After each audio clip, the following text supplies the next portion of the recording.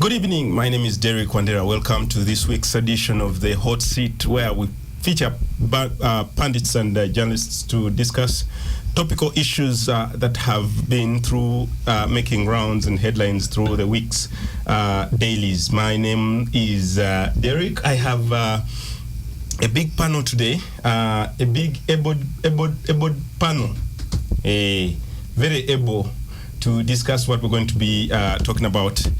Quite a number of things have been happening. The political arena still remains very tense, very animated, with so many issues coming up. The Balalo, there is fundraising that's going on at the National Unity Platform. PFF has come into the picture now, has fully registered and is down on the tarmacs running and making all registrations and making everything happen in their own. The Democratic Front is also on their front seat and trying to put up as many candidates as possible. Today, this evening, I just saw someone who has expressed, Samuel Rubega Mukaku was picking interest forms from their headquarters to run for that's Rubega South. Quite a number of things are happening there. I have also seen the National something party. National Peasants Party has also come up, and its ecological party is also there. So a lot is happening. It's very animated season right here. But that's a topic we shall be discussing after we have dealt with what's the big elephant in the room. I am going to now interview and I'm going to introduce my panel. I am going to start from my extreme left. Have Jimmy Achelam, the Mujahidini from civil society. Welcome to the show. Thanks for having me, Derek. And on my extreme right is Franklin Draco from the newsroom. You're going to be helping me put questions across this evening. Welcome to the show once again, Franklin. Thank you, Derek, and good evening, listener. Yeah. And then lastly, but not least, on the show, we have a big man himself, Jonan Kiza, the spokesperson of UEDCL. He is going to answer the unanswered questions in the last 100 days of the UEDCL taking over from Umeme. Jonan, you have had an uphill task since Wednesday when you announced the 100 days, clocking 100 days and how they have been. How are you feeling? Welcome to the show. Thank you, Derek. We want to thank our consumers first, because they're the reason actually why I'm here, to give accountability. And this time, I think when I came round, I found happy citizens. My colleagues on the left and right, they had light issues, but now we are sorted. And I know as many Ugandans really patiently continue to wait for stable supply. We want to encourage you that we are moving from one level of trajectory to really perfect supply as we desire. Thank you very much, Derek, for having me here, and I'll be glad to navigate through our first 100 days to really paint a picture to the country what has been achieved and what the future is holding on the side of the distribution segment. It is imperative for the media to pick up such a story that the UEDCL that came with a lot of skepticism from the general public and a lot of questions lingering around the minds of people, wondering how the new government, not new per se, but the new kid on the block in terms of distribution of power across the country. UEDCL had been supplying power, but in distant places, rural areas, but now they are in charge of the entire country. Sure. And now we request for a report card 100 days later. Sure. Thank you, Derek. I remember when I was last here, I think I was making promises according to the interpretation of some of our listeners. And it is good sometimes to come back to the same place where you made certain positions so that you can ably give an account of where you said you'll go and actually where you have gone. 100 days is really still early days, but nonetheless, so many things have been achieved. And I recall one of the biggest topics that this country had in mind at that time was the inability of consumers to buy electricity. Yes. And I think from around 28th up to I think close of 30th March, most of the consumers in this country entered what we call panic buying. They were buying energy out of panic because they knew that going forward they may not be able to buy electricity when government has taken over. But I really want to thank those who had faith and those who actually bought energy on the first minute after midnight on the 1st of April, and they were surprised to receive their tokens, and actually their tokens worked. That was a very fundamental milestone that to me set the pace of whether it is going to be light or yaka, and I know the discussion around there also took a very heavy toll. But nonetheless, we want to thank you that you've been patient with us. You have navigated through this change of vocabulary from a local word to a slightly something that is uncomfortable because it is a foreign lingo, but Ugandans have really given us that benefit of doubt. We have been able to create employment, Derek. This we don't take for granted because we came in with an expanded structure of 2,712 employees at the start of this mandate. But as we moved along, we had to expand certain segments of the business, especially the area of new connections. As we have clocked 100 days today, we have added on another 550 technicians to specifically handle new connections. And I know people who are listening out there who have had their long wait of having a new connection. I know you can tell there is a difference. Many people have been connected, many are happy, and we anticipate by the close of this month we should have completely exhausted the backlog that we inherited from Umeme, the 128 fully cleared applicants who were ready to receive their meters. Those ones we want to close by the end of this month, plus also deal with those ones who had applied from any other parts outside UEDCL, and also those who have applied in due course of the journey of UEDCL. So this is a very good trajectory, because when you create employment for people, you are contributing to the social livelihood. The chain, the ripple chain is longer when you have many people benefiting from a decision that naturally was doubted from the beginning, but today we can proudly say that a lot is coming through. And Derek, this is not the end of the technical jobs. We are adding on another 400 technicians, and in total we shall have an approximate number of about 900 technicians to deal with new connections. Does that include? Is that inclusive of the 2,700? Yes, it is on top of number? The 2,712. So you can see where we are going, close to about 3,600 plus employees. This is employment we're talking about, and you know what this means for the young people out there who have been seeking for jobs, people who are technical, some of them who had started misusing their talents by even practicing in maybe taking part in very illegal activities on the power lines, and different communities you had started calling them engineers and also sending them to do jobs which are not theirs. But we are glad we are really targeting that club, and we want to transform them into responsible citizens, and that's really our focus. But the bigger picture is to expand the database of our customers in this country. You know, we are not doing so well in terms of the consumers on the grid, and today as we marked 100 days, we were at Petroleum House with our permanent secretary, Engineer Irene Batebe. We have signed off an implementation agreement with the Ministry of Energy, but under the auspices of the World Bank, targeting another 900,000 new connections, and this is specifically targeting both one pole and no pole connections. And I think there's been that cry that the existing strategy of government was only focusing on those who are close to the low voltage poles. But now we are giving an extension of one pole under this new scheme. My MD has signed off today. So this is all good news. We didn't have it in the past. But recall also, as we did start the operations on 1st of April, there were cries all over, especially the Central Business District. Transformers were out of action. About 116 were out of action on day one, and I can assure you, Derek, by the clock of the 24th of April, we had ably replaced these transformers. But as you know, technical work is technical work. We have also experienced some challenges that some transformers have been giving way, including yours truly, Derek Wandela. Yours was also off. True, but I know from the time we replaced that transformer, Derek, I think you can attest reliability has been top notch. But I know this, sometimes you see the challenge with the testimonies of electricity. We only give the bad testimony.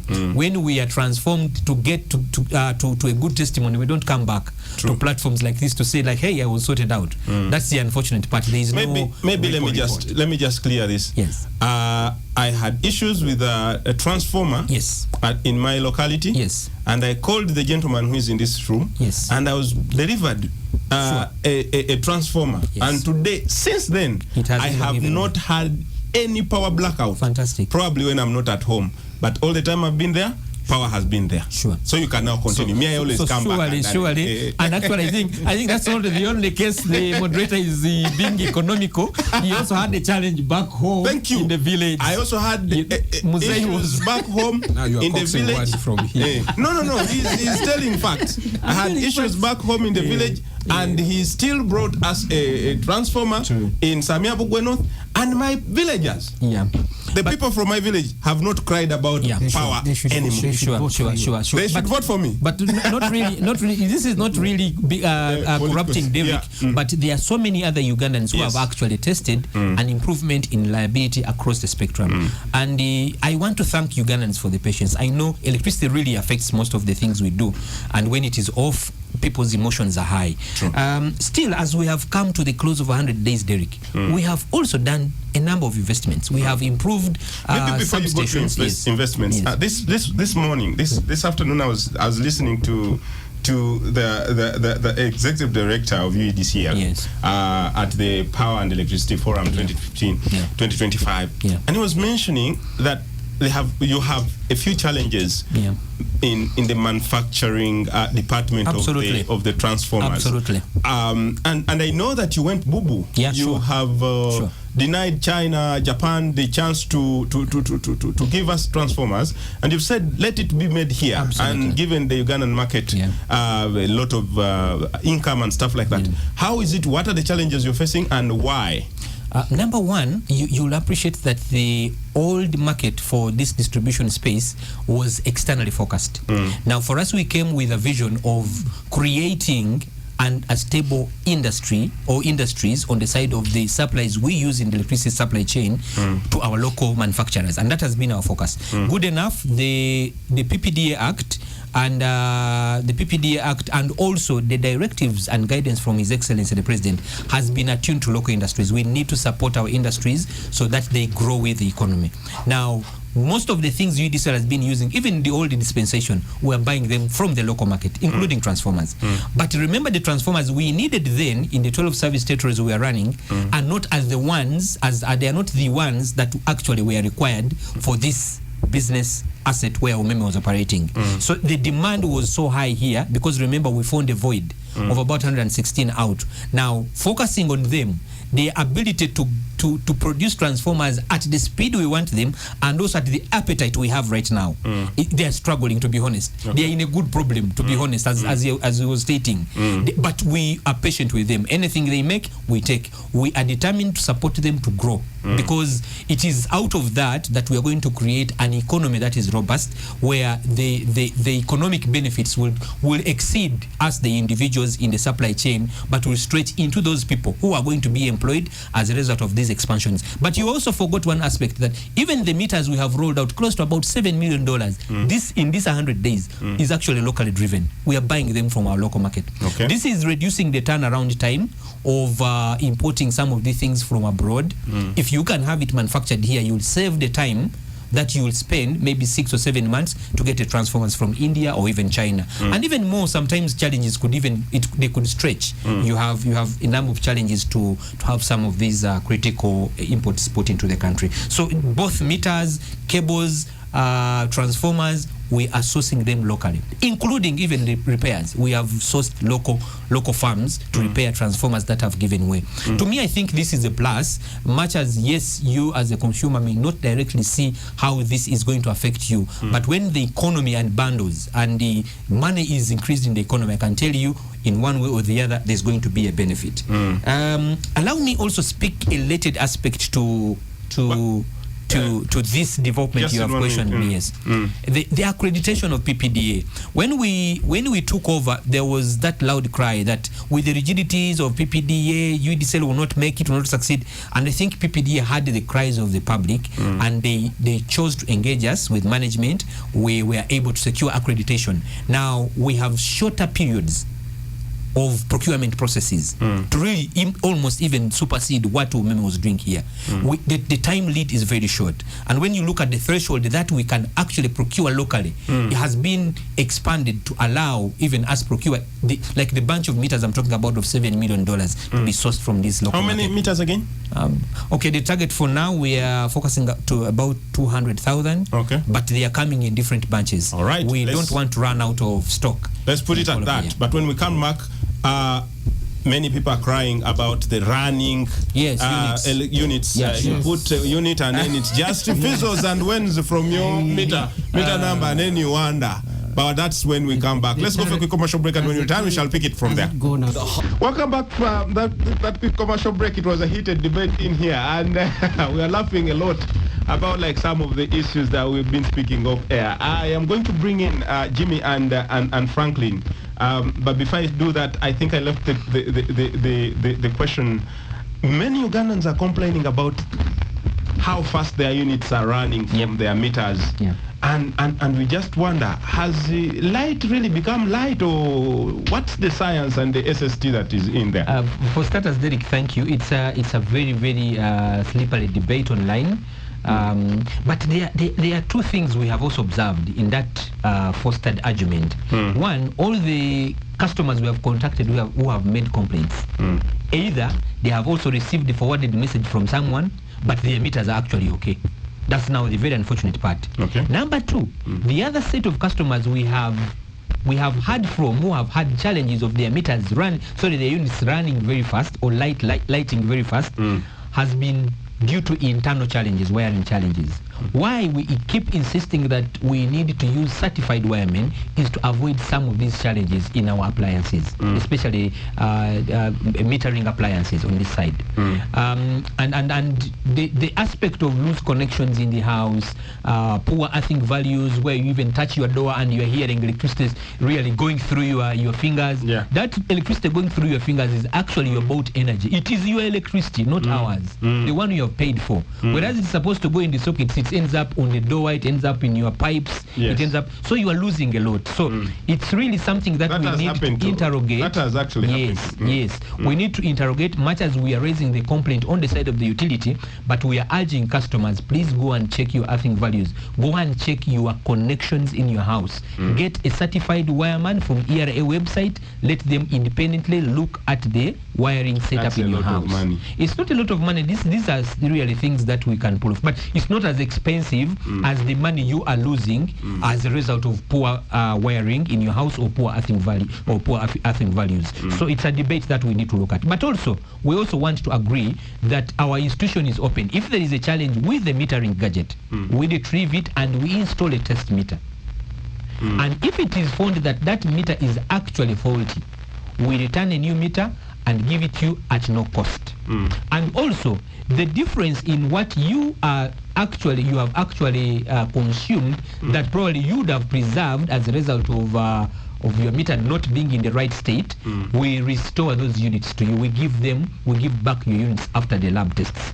But this is something that we do independently with the consumer of electricity. We go to UNBS, we sign forms, they test the meter, they give us a report, you get a copy, we get a copy. So it's an independent thing. John, before I bring Derek, this is also very important that because power is also on, lights are on, people are experiencing units running very fast. Remember, before we took over in the beginning of April, we had challenges of reliability. That is a fact. Today, power is on more days in a week than it were in the past. So you do not expect your units to run normally when you have it more days in a week than the times you had it less times in a week. Let's be factual on that. Jimmy, I want to bring you in. I wanted to ask him about the lab, all these things. Is that for domestic or industrial Because I can't imagine if there are so many families, and do you go through that process for all the people? Yeah, but you see, my brother here, the people who are having metering challenges or this complaint of light running very fast are not very many. They are just a handful. They are not very many. But also, I have observed, Derek, the issue of shared meters at premises is a very sensitive aspect. Because in the old dispensation, people used to find means of doctoring meters, and now some of them have sensed that things may not be the way they used to be in the other past.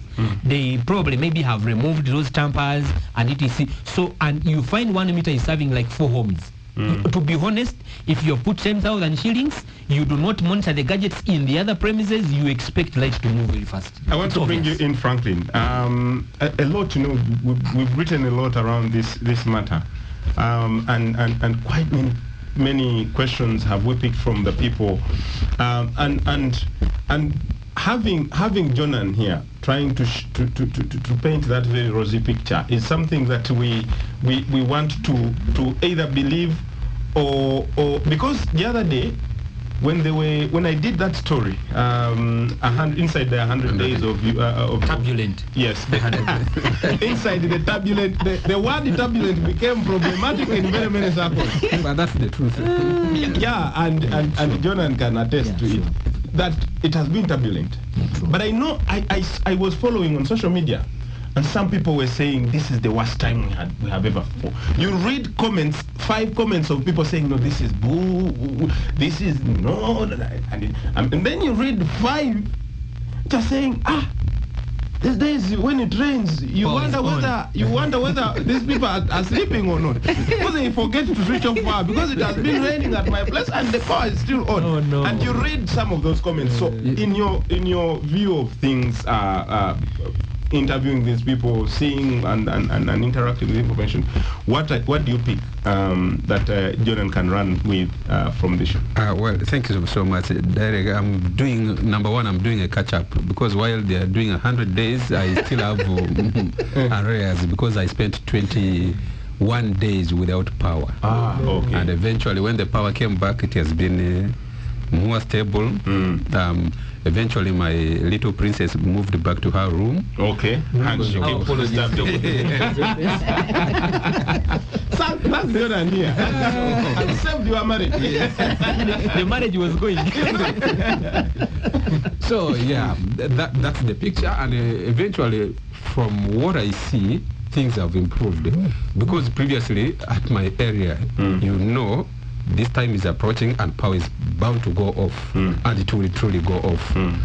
So I kept on complaining. At one time, the previous power vendors stopped communicating with me because I was a constant menace in their inboxes. I didn't rest, and eventually they stopped communicating. But I think so far so good.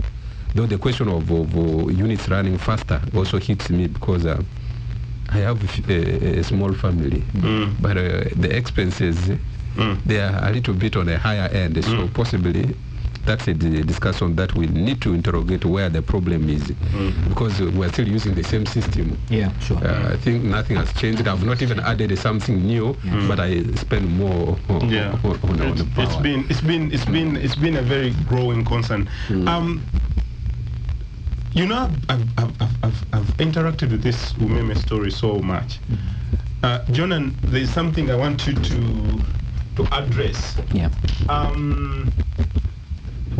You are supposed to, I think you borrowed $50 million from ABSA. Yeah. And there has been very many questions around that, whether you have the capacity of paying back this 50 million, and if you do, in how long? How is this going about, and how would you even quell the nerves of Ugandans who have been following the matter?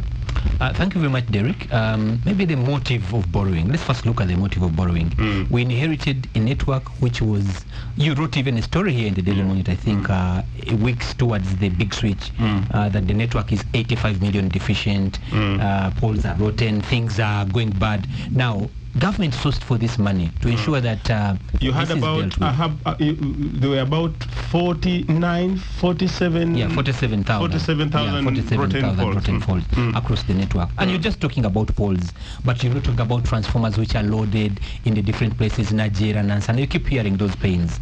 Now, an aggregated approach to address all those issues drove government to look for this funding, both from our local bank, that ABSA bank, but also through the tariff. So we have two sources of funding. I know we rarely talk about the other one, the latter. We usually talk about the former because I think it makes more special news that we, as government, is borrowing from a local bank. But we have already received this money through the tariff, and that money has been put to work. And I can assure you, Derek, every week in the daily of this media here, we issue out calls almost 5 times a week. Why? We are putting to task. We are putting to implementation the money that we have already received in the tariff to ensure that we mitigate the gap. Now, the question you're asking, how long are we going to pay back this money? I think we need to be very honest that our projection was $350 million to be invested in the network in the next 5 years. Now, you realize that this tariff we are running is a multi-year tariff. It's a tariff for 3 years. So whatever we are projecting should be actually sunk in the 3 years. The plan is to have about $70 million sunk in this network every year for the next, including of course this year, for the next 3 years. And now you'll appreciate that this year already the target is to put $100 million. And we have no reservation that even next year our appetite to improve this network should be high going forward. So the issue of what really shouldn't worry you is whether we are actually going to be able to pay. This is a very, very, very fruitful sector where we are able to recover money in time so that we pay back this money accordingly. And of course, you recall that also in the public anticipation, they thought that we will not even be able to collect the revenue. But as we have hit on this, today is the 102nd day of our operations, we have been able to, one, pay the transmission bill close to 220 billion shillings for the 2 months. That is the month of March and the month of April in record time. And we shall pay also the bill of transmission of May, and we shall also pay the one of June in record time as well. So this is really to indicate to you that the sector can sustain itself. But also relatedly, aside from us paying transmission, we have been able to collect close to 104% of the revenue out of this in these 100 days. We are not lamenting, otherwise you'd be hearing us crying we don't have money to run this network. Okay, Jonah, let's go for a quick commercial break, and when we return we shall pick it. Come back from that quick commercial break. You're still with me, Derek Wandera. I'm taking you all the way to 8 with my panel of journalists and pundits to discuss topical issues of the day. I have Jimmy Achelam, I have Franklin Draku, and I have yours truly, the man of light, John and Kiza. John, I want us to get to the bones of the meal. Yep. And we need to dissect them a little bit more and deeply. John, you know why I said your 100 days have been turbulent? Yes, for sure. The turbulent bit of it was, one, you reported a number of vandalism cases across the country on especially the main transmission lines, the main power centers and stations, and so many other places. I even saw that about 41 people had been arrested by police by Wednesday or Tuesday. When I wrote that story, 17 of them had been produced before court and charged with terrorism.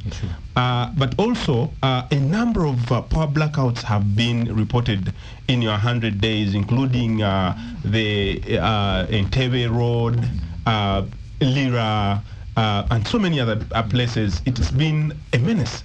Why would you give us this rosy picture after all these number of challenges that you faced?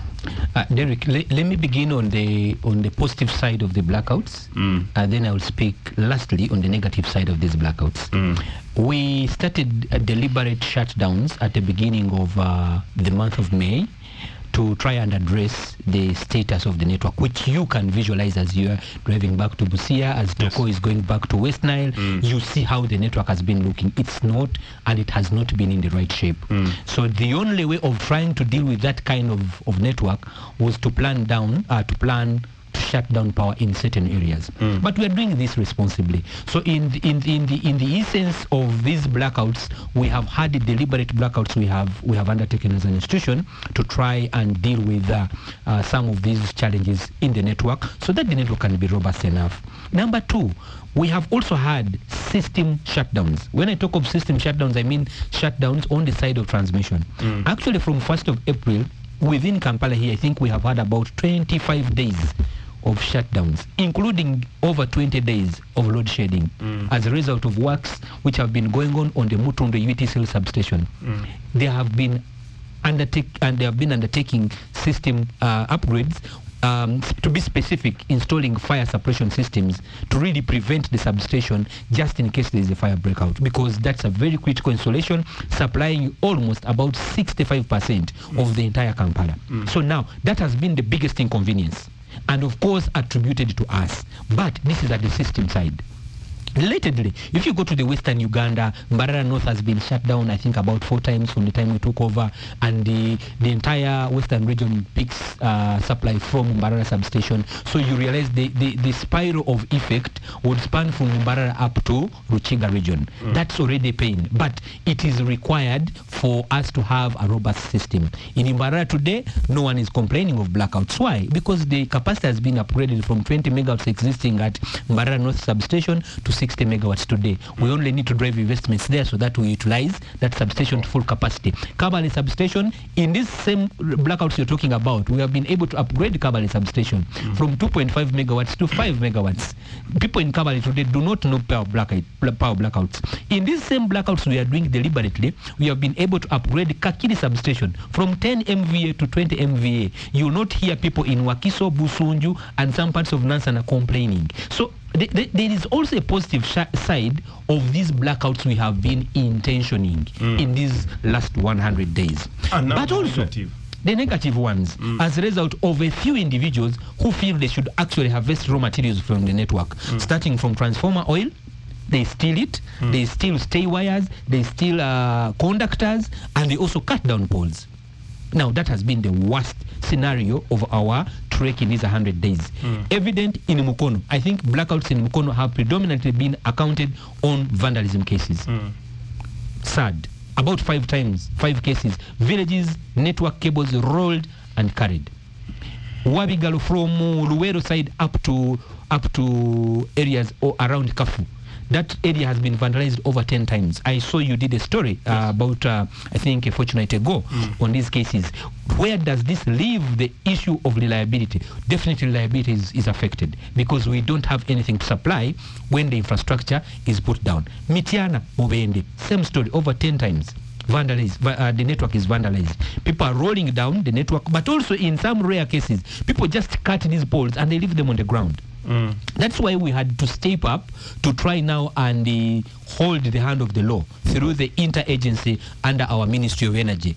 We have successfully harvested about 45 suspects, and 17 of them have already been arraigned in court. Now, we are not really intending to witch hunt people, but of course, when you look at the way how this vice affects power supply in this country, should be the reason why we should actually even be more tougher to them and have them extracted out of our society so that we have reliability very, very stable. But also, very related to cases, the use of illegal wiremen and also power thefts have contributed to power blackouts in these areas. I know we don't want to discuss these things, Derek, to depth. We don't have a lot of time.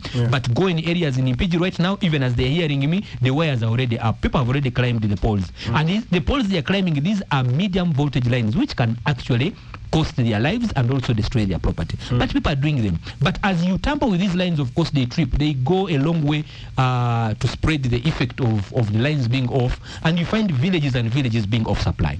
So those are an aggregated side of human driven activities that are affecting reliability on our side, and we take the blame, but we also want to raise awareness on the side of consumers. When power goes off, don't take it as a normal blackout. Report. That gives us chance to also respond very quickly why power has gone off, and yet on the side of the grid we can still see electrons are flowing. John, I'm going to come to you. When you say people should report, you will tell us how and where to report, but I want to come to you, Jimmy.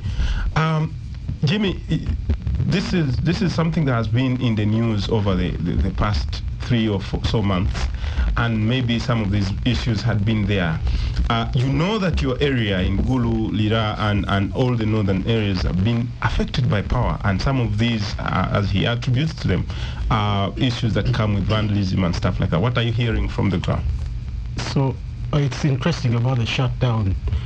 Do you inform people that there's in advance there's going to be a shutdown, how long it will last, so that they are aware? Because we'll send messages, like I think used to be done by the previous, because some people are just left guessing. They don't know what's going on unless you have an important contact like yours to find out. Yes, but the vandalism, I think, what is being done to educate Ugandans that is not... That's not good to steal their assets. Yeah, I think it should be done more, because first it's a danger to them, as you ably explained, and then some people it affects other people who are supposed to be... Yes, yeah. Yeah, and Franklin, I want to bring you in, but before I bring you in, ladies and gentlemen, the Saturday Monitor is right on the streets. It has already been baked and cooked and made very spicy for you, from the cover to the back cover. Kampala choking. That is the headline for your Saturday Monitor. I love your headlines. Yes, and quite more interesting stories inside there. You're going to read about a Ugandan author who wins a Commonwealth Prize.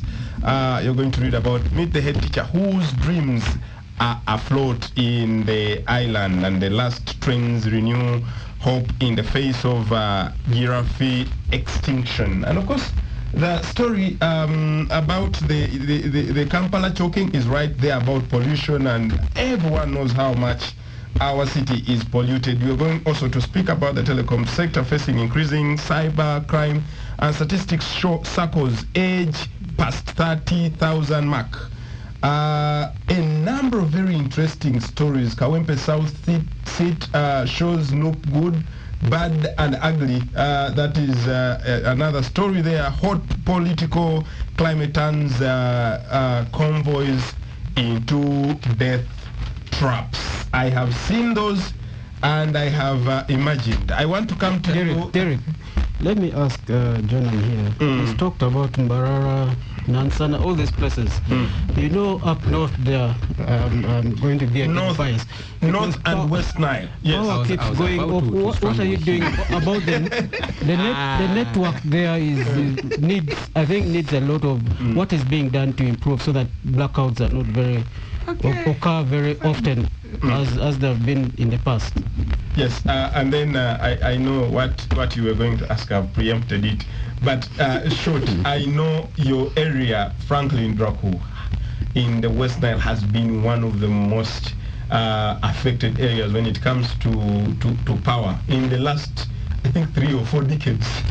No, forget. We spent 100 107 years before being connected to the national grid. 107 years. And I have always picked examples from my sister, who is at Action Aid, Mercy Munduru. She has been very pivotal in chasing some of those stories. What's the problem? And what is it now? How do you feel it now before you even ask Jonan to respond to some of your issues and queries? We have power. The question goes to the integrity of the lines, because we are still using the old lines, and therefore the capacity of those lines cannot accommodate the power we are receiving. So there should be an upgrade in the system. Do I say transmission or distribution? Transmission line. That should be upgraded to meet the current power, but also the increasing demand.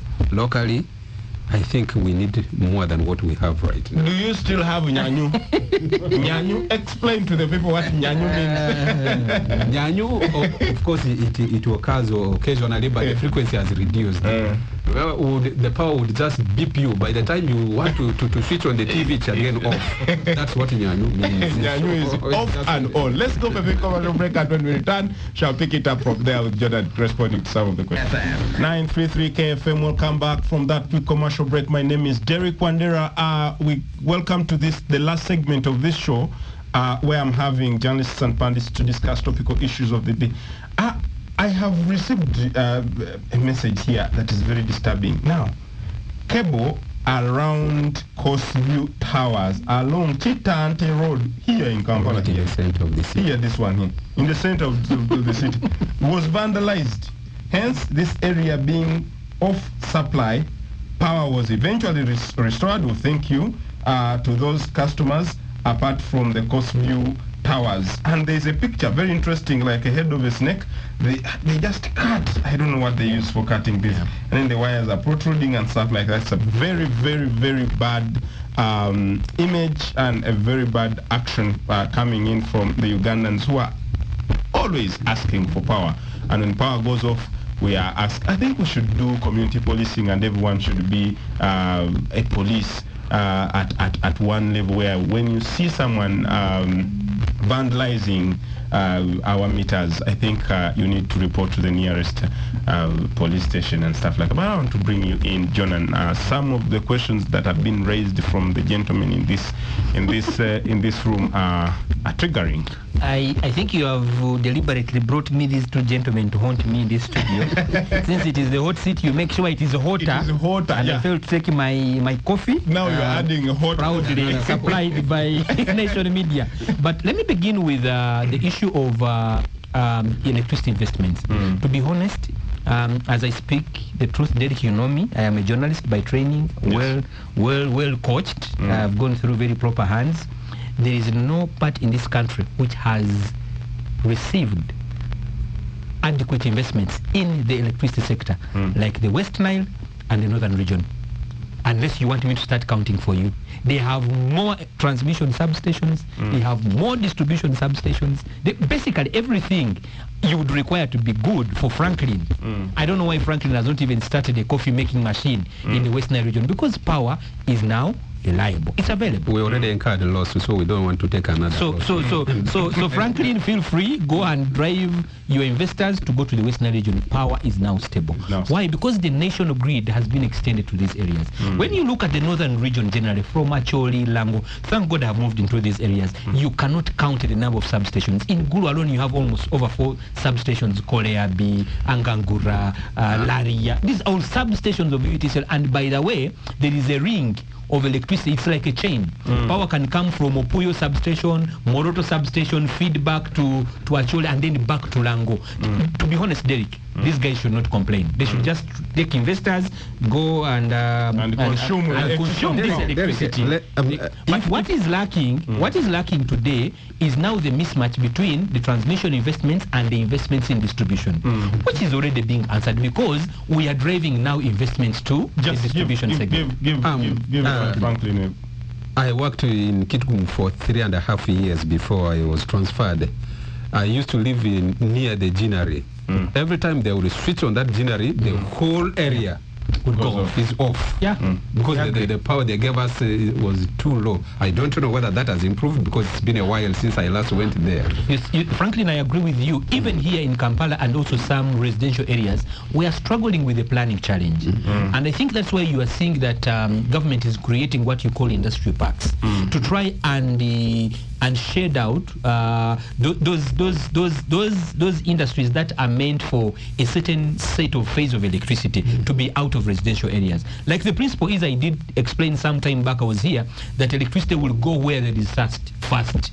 Where there is too much thirst is where electrons will flow. The rest you will struggle with the remaining few, and that's why you find some areas are load shaded when certain equipments are on. Who is to question? The planning authorities. Because really that should be an issue of our town planners to ensure that certain assets are not established in certain load centers because of the available electricity infrastructure. Is it us to do it? No, we shall not do it. It's not our role. There is a responsible, or there are responsible local authorities that are supposed to plan for these cities. But nonetheless, we continue to really educate our colleagues to consider certain things when they are allowing and giving licenses to different assets being established in certain areas. We always give that proudly. But on the issue of communication, I want to agree with you. We have done as much, and I think my name is 1 million times on internet trying to communicate blackouts, and some people have even started calling me Mr. Blackout because every time a tweet goes out, it has my name, and I am communicating. Even now, I've communicated a blackout in Jinja. We are shutting down power on Sunday to do upgrades and maintenance on the substation in Jinja. But we communicate in time to ensure that people plan in time. But as you know, electricity, people will always give you that resistance while you're shutting down the power. Do you only use your social media? No. There are people who are not on social media. Derek, what other ways? Derek, you want to agree with me with the state of penetration of radios and media houses in this country. To be honest, if you chose to run announcements on all of them, you do not have that budget. And remember, this exactly has a causal impact on the tariff, because whatever we put in the electricity subsector comes from the tariff. So we try to rationalize. Yes, we try to do so. In extreme cases like we had the shutdown in Mutunre, we ran a number of announcements both on TV and also radio stations, but also tried as much as possible to do some kind of ridge communication using radio audio towers. So we are trying. And I don't want to say that we are 100%, but at least we have communicated these outages in time. And we pledge we shall continue doing so for as long as investments are going to be driven into this segment of electricity. Yeah.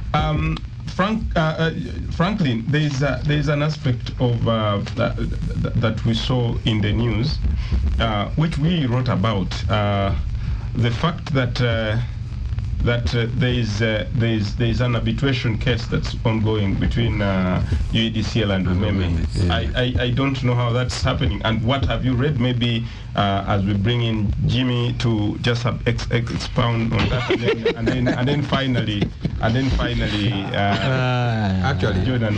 Jonan should have also told us about that because it involves him and the other guys.